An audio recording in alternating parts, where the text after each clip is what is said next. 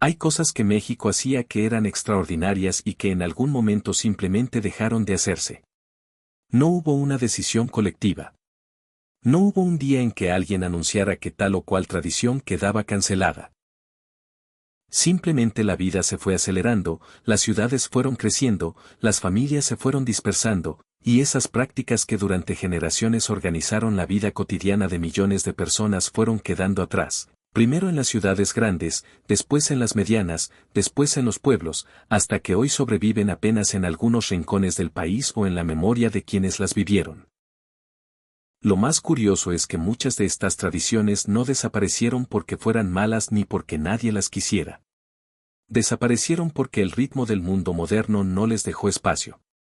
Y al desaparecer, se llevaron consigo algo que ninguna aplicación, ninguna red social, y ninguna innovación tecnológica ha logrado reemplazar del todo.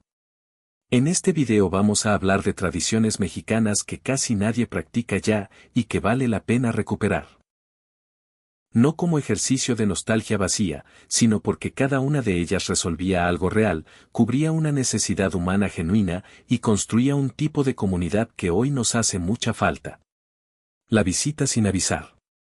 Hoy la idea de que alguien llegue a tu puerta sin haber mandado un mensaje antes, sin haber coordinado fecha y hora con días de anticipación, genera en mucha gente una reacción cercana al pánico. La visita sin avisar se convirtió en algo socialmente inaceptable en las ciudades mexicanas modernas. Una invasión casi. Una falta de consideración. En el México de antes era exactamente al revés. Llegar de visita sin avisar era la norma. Era la forma natural de mantener el contacto con la familia extensa, con los amigos del barrio, con los vecinos. Un domingo por la tarde cualquiera podía aparecer en tu puerta el tío que no habías visto en semanas, o la comadre de tu madre, o el amigo de la infancia que andaba por el rumbo. Y la respuesta era abrirla, hacerlos pasar, poner a calentar el café, sacar lo que hubiera en la cocina. No había que tener la casa perfecta. No había que preparar nada. No había que estar en el mejor momento. La visita se recibía tal cual, con la casa tal cual, con la vida tal cual. Y en esa imperfección había una honestidad y una calidez que las reuniones perfectamente coordinadas de hoy difícilmente logran. Lo que se perdió con la visita sin avisar no es solo una costumbre. Es una forma de decirle a alguien que importa lo suficiente como para aparecer sin protocolo. Que la relación es más grande que la incomodidad del momento. Que estar juntos vale más que estar preparados. El rosario en familia. Independientemente de las creencias religiosas de cada quien, el rosario familiar cumplía una función que iba mucho más allá de lo espiritual. Era el momento en que toda la familia, abuelos, padres, hijos, tíos, se reunía físicamente en el mismo espacio, en silencio compartido, durante un tiempo determinado, sin ninguna otra agenda. En muchos hogares mexicanos de los años 50, 60 y 70, el rosario de las 7 de la tarde era un evento inamovible. Todos paraban lo que estuvieran haciendo. El televisor se apagaba. Las conversaciones se detenían. Y durante 20 o 30 minutos, la familia entera compartía un ritual colectivo que los anclaba al mismo tiempo y al mismo lugar. Hoy eso casi no existe, y no solo entre familias no religiosas. Incluso en familias profundamente católicas, la dispersión de los horarios, la omnipresencia de los dispositivos, y la individualización de la vida cotidiana hicieron que ese momento de pausa colectiva fuera desapareciendo. Y con él desapareció algo valioso que no tenía que ver con la oración en sí misma, sino con la práctica de detenerse juntos, de compartir un silencio, de existir en el mismo espacio sin que nadie tuviera que ir a ningún lado. Las posadas de barrio. Las posadas existen todavía, pero no son lo que eran. Hoy las posadas son eventos organizados, con lista de invitados, con presupuesto definido, con decoración comprada en plaza comercial, en casas privadas o en salones rentados. Son celebraciones cerradas, para la gente que fue invitada, que confirmó asistencia y que llegó a la hora acordada. Las posadas de barrio eran otra cosa completamente. Eran eventos abiertos que se realizaban en la calle, en el patio de una vecindad, en el espacio público del barrio. No había lista de invitados porque la invitación era implícita para cualquiera que viviera en el rumbo. El vecino nuevo que llevaba 3 meses ahí era tan bienvenido como la familia que llevaba 30 años. El señor que vivía solo y no tenía familia cerca encontraba en la posada del barrio una mesa y una compañía que de otra manera no hubiera tenido. Esa dimensión comunitaria y abierta de las posadas construía algo que hoy escasea en las ciudades mexicanas, sentido de pertenencia a un lugar, no solo a un grupo privado de personas. La sensación de que el barrio era tuyo y tú eras del barrio, de que había algo compartido entre todos los que vivían en esa misma cuadra más allá de compartir la banqueta.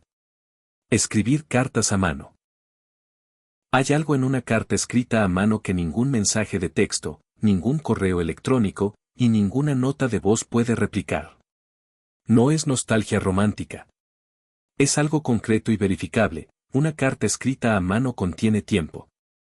El tiempo que quien la escribió invirtió en sentarse, pensar con calma lo que quería decir, formarlo en palabras, trasladarlo al papel con su propia letra, meterlo en un sobre, escribir la dirección, comprar el timbre, ir al correo.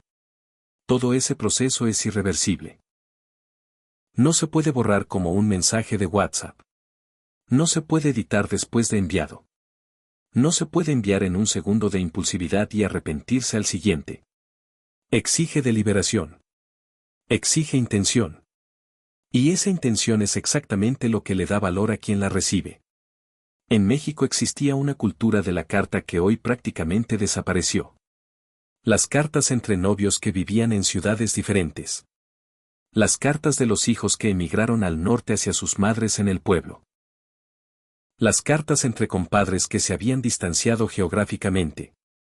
Cada una era un objeto físico que alguien guardaba, que alguien releía, que alguien encontraba años después en una caja y que le devolvía de golpe una versión completa de un momento de su vida. Hoy esos registros no existen de la misma manera. Los mensajes de texto se borran, las aplicaciones cambian, los teléfonos se pierden o se rompen. La comunicación es más rápida, más frecuente y infinitamente más frágil. El Día de Muertos en el Panteón de madrugada. El Día de Muertos existe todavía y en muchos sentidos está más vivo que nunca, especialmente desde que el mundo entero lo descubrió y lo convirtió en un fenómeno cultural global. Pero la versión que se practica hoy en las ciudades grandes no es la misma que se practicaba hace 40 o 50 años en gran parte del país. La tradición original no era un desfile. No era un festival con actuaciones y puestos de comida y turistas con la cara pintada. Era algo mucho más íntimo y mucho más extraño.